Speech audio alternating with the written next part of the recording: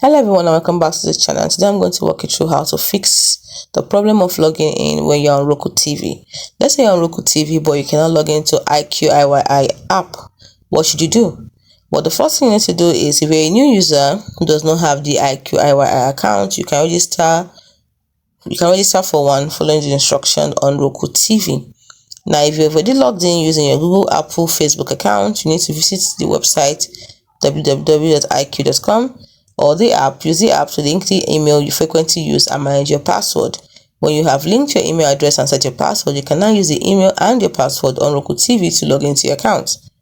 Now, if you want to know how to set your password on websites, the first thing you need to do is log into your account on the website and click personal information, then select my account and select account and security. You will see the option to change your password. Now, if you want to set your password on your mobile app, first of all, you log into your account on the mobile app and then click me, click settings and account and security. You should see the option to change your email or phone number. Now, if you previously used phone number to log in, unfortunately, Roku TV does not support logging in via SMS. So please link your account to your email and set your password before trying to log in to Roku TV.